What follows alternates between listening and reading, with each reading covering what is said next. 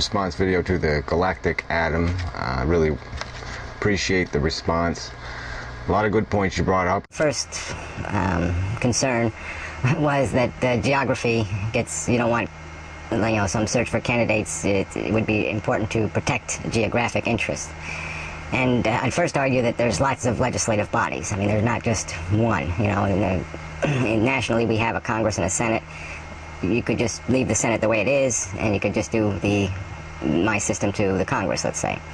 The second point I would make is that you could have broader districts. I mean, you could have regional districts, so instead of having the election open to a whole state, you could narrow it to, say, 4 districts within the state.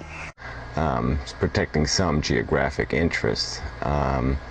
The third point on that subject I would make is that every individual would be free to vote their geography if that was important to them. So, I mean, you could certainly still vote for a candidate that lived near you, that was going to represent your area interests, and that also shared your ideology. You really wouldn't have to pick and choose. And if you did, you could decide your own level of importance. I mean, what's more important? The issue of a freedom, say abortion or some other issue, or the idea of I want somebody to protect my county from, some sort of controlling other county or some other thing. Also the advantage of my system is none of the candidates would be, almost none. Theoretically, some of them could have still have narrow geographic interests, but most of them are going to be elected by people from various regions.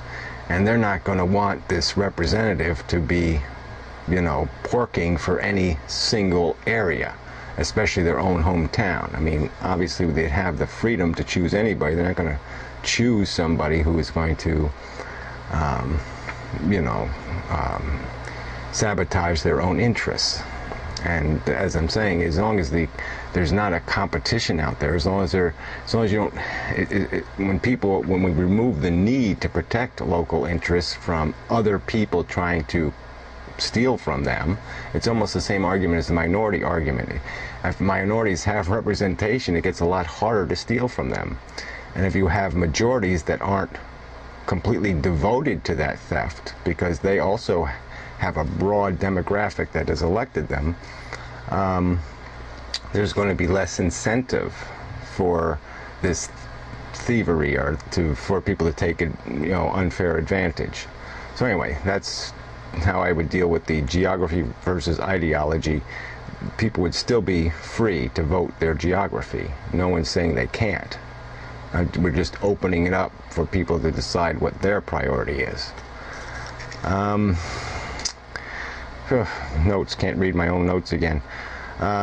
So another issue was how much time people would take in picking candidates. If you had 1,000 candidates and the whole thing, people could take as little or as much time as they wanted. I mean, that's the whole beauty of the system. If they only want to write in one name, that's fine, because that one person, that individual, if they can't get elected, if they don't have the votes to be elected, can transfer those votes, can negotiate with other people who retain votes and aren't electable either, and either elect one of themselves out of that pool, or they can negotiate with other candidates that have almost enough votes to get elected, and these extra votes would throw them over the amount they need, and they can negotiate with these other more viable candidates for concessions to the ideology they're trying to defend. But ultimately the votes would all go somewhere, unless you vote for some idiot who just throws your vote in the garbage.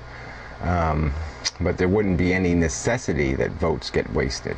There'd be no requirement that that happens, and no system limitation that forces it to happen. So the other one, so that covers the redistribution issue from viability. Like I said, say if I was a candidate, I got 35 votes. I mean, it doesn't sound like much, but if I have the choice to give them to somebody else, like I said, it does give me some negotiating power. I can, pick 10 other candidates that are similar to my ideology, and I can say, well, look, you give me a small concession that if, you know, if a certain kind of bill comes up that you won't vote for it, you know, at least give me your gentleman's agreement, I'll give you my 35 votes. And so, you know, that's how the lost votes, or the, you know, the people who don't vote for any, don't put any viable candidate on their list, that's how they are still protected. So you said it was a little naive to expect this to clean out the liars. And my argument to that is once we don't have political parties, once you aren't stuck with two choices, once you aren't stuck choosing a lesser of evils, yeah, I think it does. I think it wipes out liars. Because if somebody lies, then in 2 years you're not going to vote for them again. You're not going to be forced to vote for them again. You're not going to have a choice between, oh, I know this guy was a stinking liar, but gee, I'm not going to vote for Adolf Hitler. So you're not going to be stuck with that stupid choice where, you know, it's this Democrat-Republican thing here, and you have this similar system over there, these two power centers, and where, you know, you really don't have a choice. I mean, you know, you got to pick one of these 2 or 3 candidates, or, you know, your vote, you're throwing it in the garbage. And so if the liar's back up for re-election, you're going to vote for the liar because you really don't have a choice not to. And that's where my system completely changes it. And it also gives people, like I said, the power to choose a different kind of candidate. They're not stuck with, you know, the slick willy kind of bullshit. So the other thing was the money and financing. I really hate the idea of public financing, only because what are you paying? We're paying for a bunch of TV commercials, a bunch of bullshit. I mean, I don't, you know, I'm not going to, there's no point in doing a 20-second or 30-second commercial. I mean, you either can write a few paragraphs about what you plan to do in the world, or you're not worth voting for, in my opinion. And this is the internet age, and I think there's, you know, whatever, some percentage of the population, I hope it would be above 50%, that is literate and that can handle the responsibility to click on a YouTube video or to read some essays by the people running, and to choose a candidate they can trust, and that they can say, yes, I understand what he's saying, and I can appreciate what his values are and where he's heading. I mean, we can all name people that we would automatically trust with our vote because they have communicated ideas, and, you know, you have seen them. You've seen them under pressure.